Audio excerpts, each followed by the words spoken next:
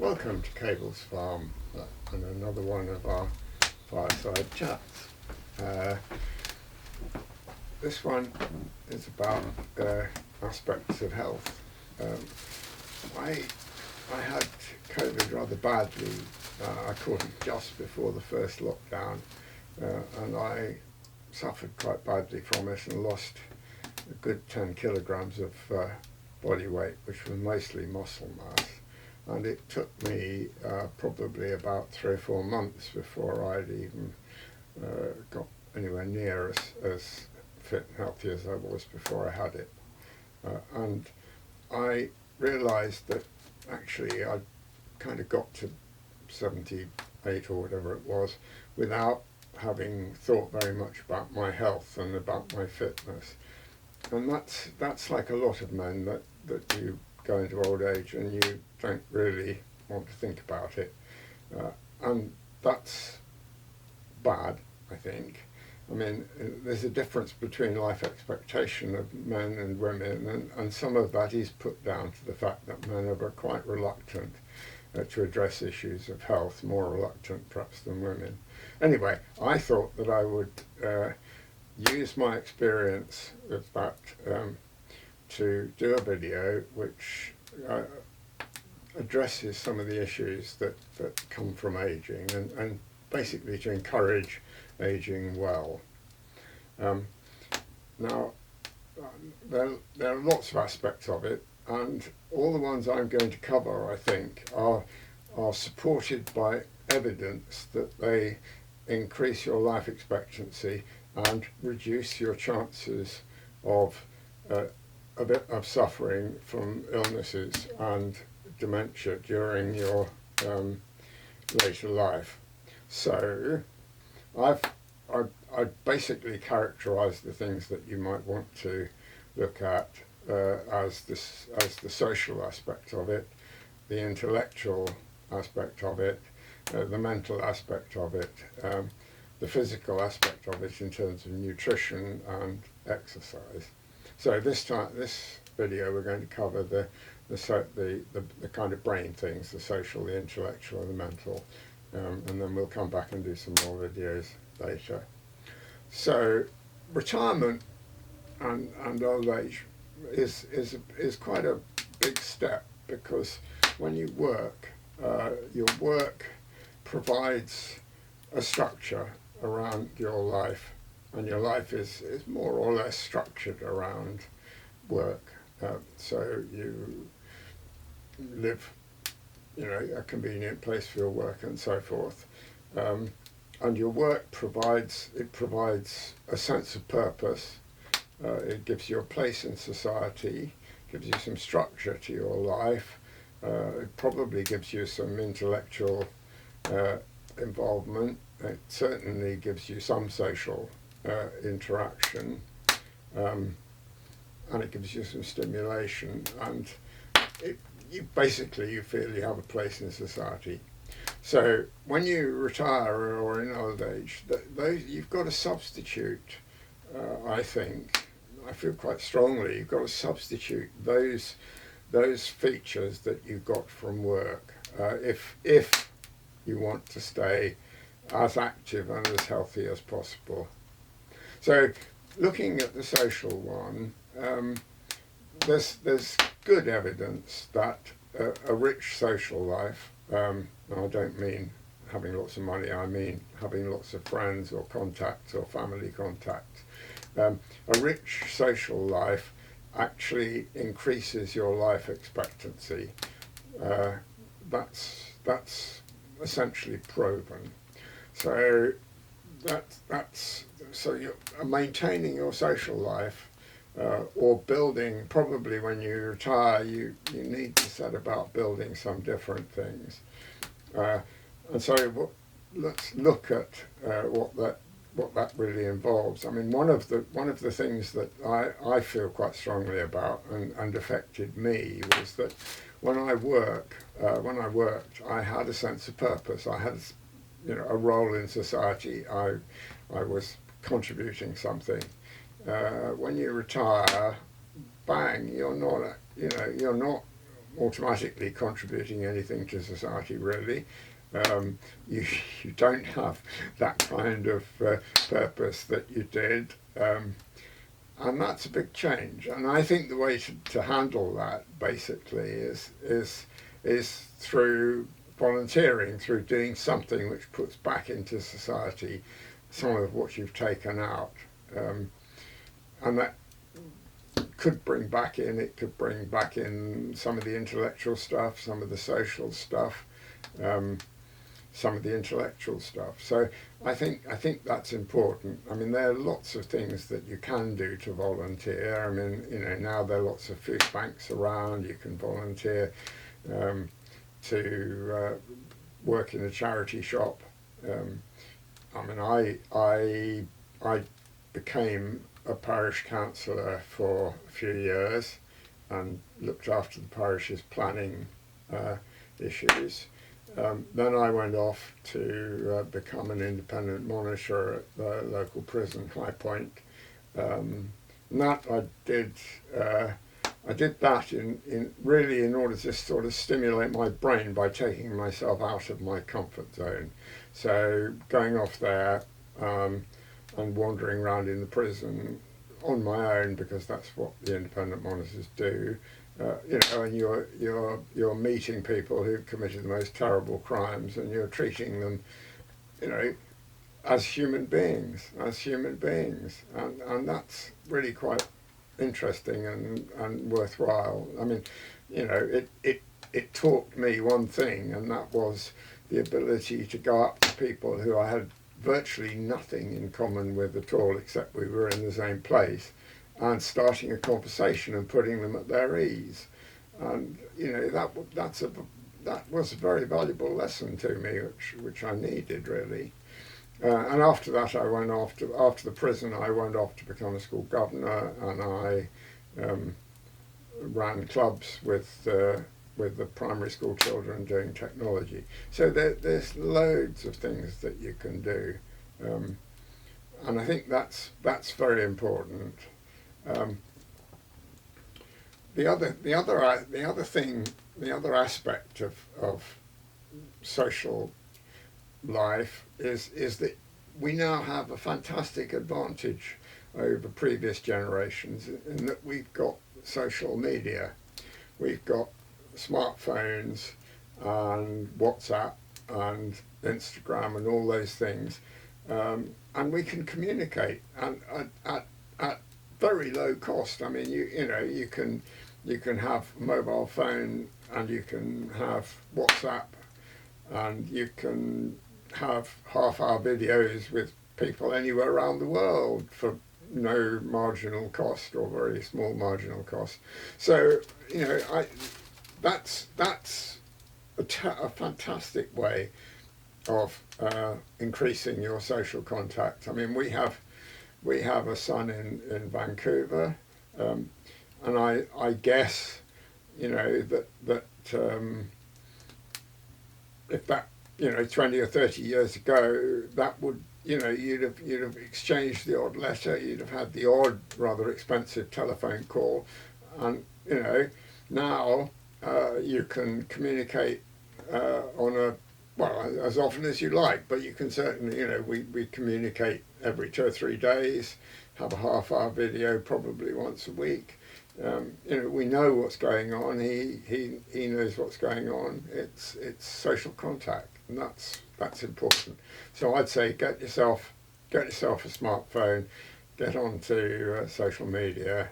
I mean, I have a little group of people who shoot, and I shoot with, and it was quite noticeable that 1 or 2 members of the group who don't have smartphones and don't do the WhatsApp actually felt slightly sidelined, and were in fact slightly out of it, because it's much easier to use WhatsApp than to use emails or telephones, and so they they've gone off and had smartphones for Christmas and signed up to WhatsApp, and now are part of that easy society. So go with that, and the social thing. The last point I'd make about social things is about hearing.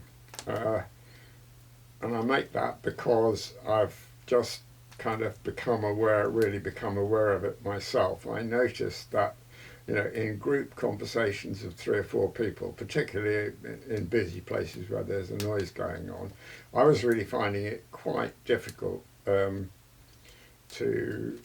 follow half of the conversations, and I began to realise that this was making me kind of withdraw from the conversations and not contribute, and that's kind of not good, because then there's a social situation in which I'm not engaged, and I could be, and all because I can't hear.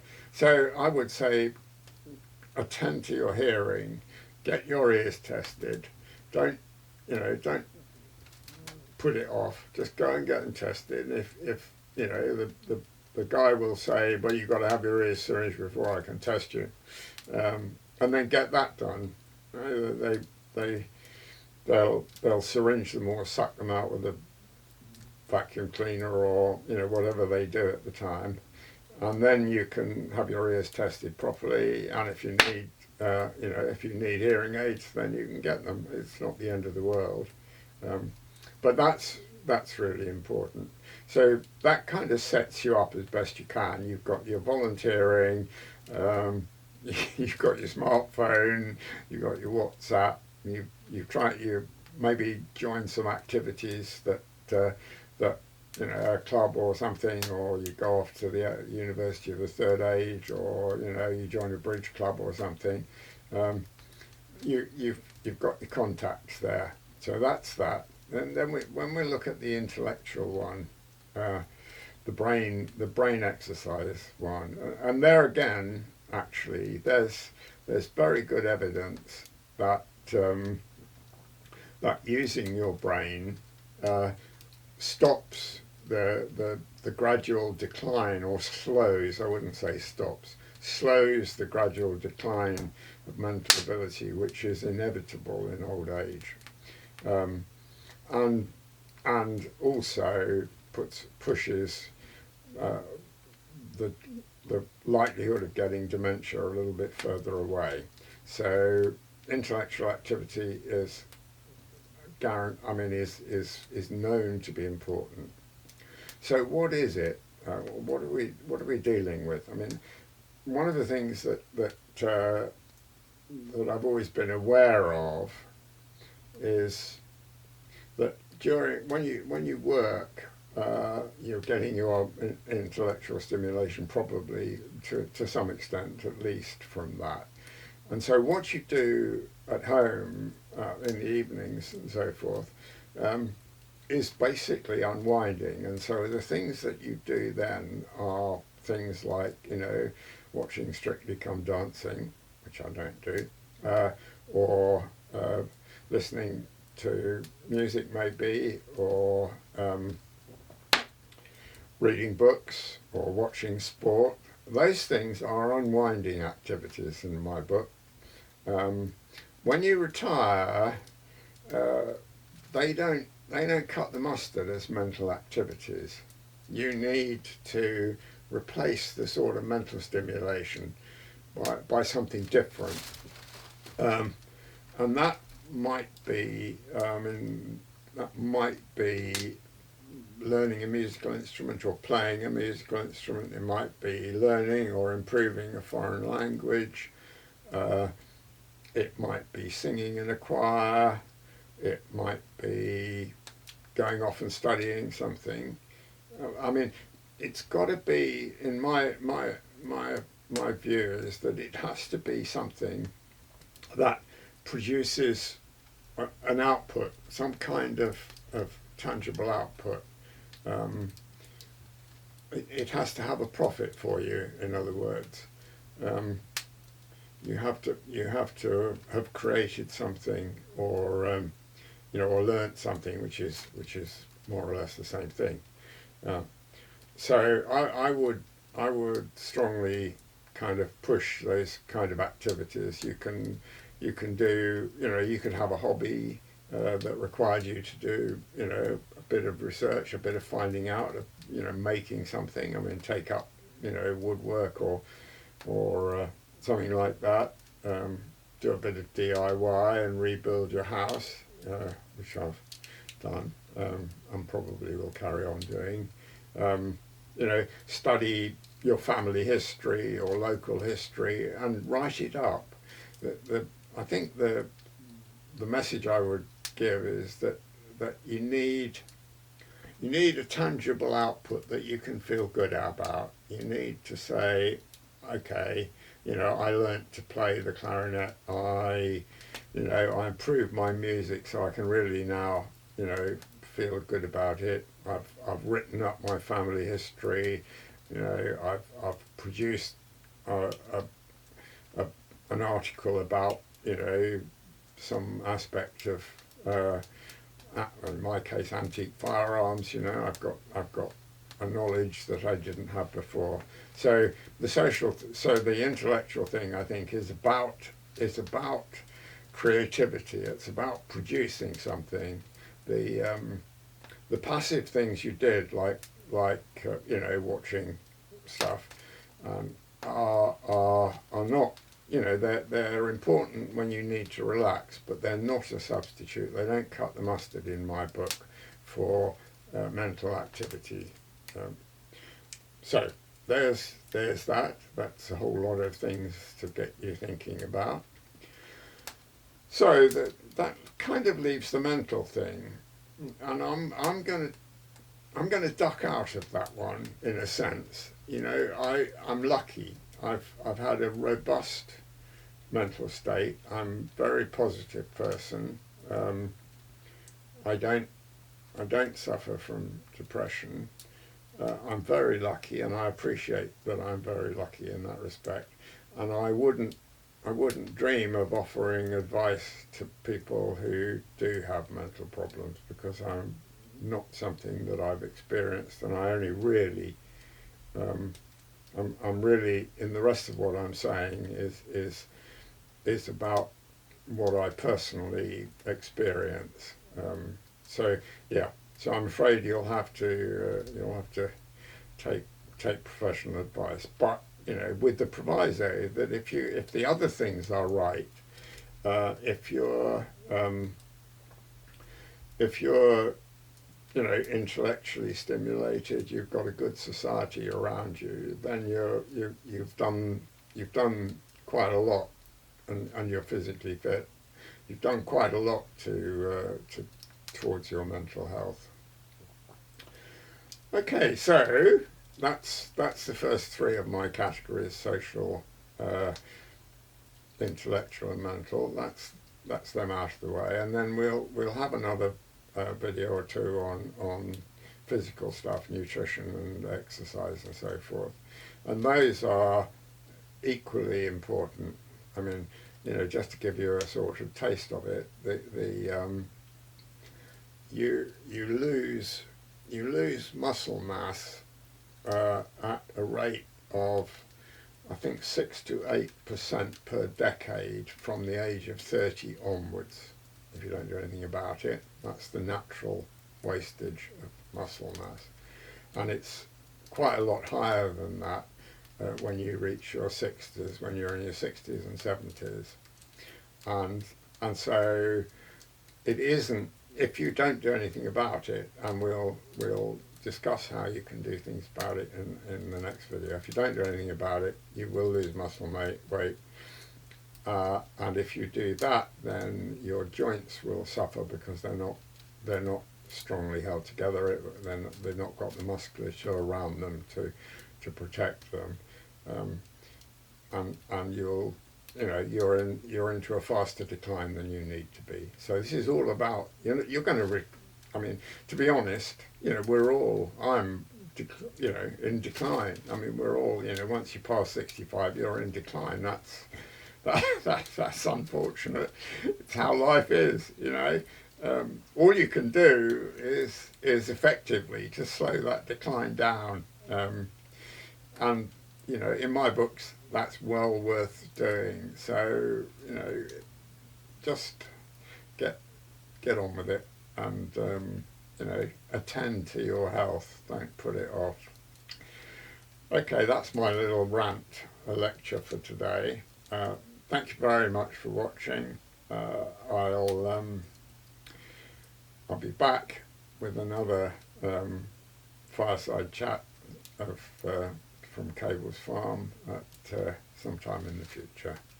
Thank you very much. Now I shall check out the fire. Not too bad. That's good. Okay, good night.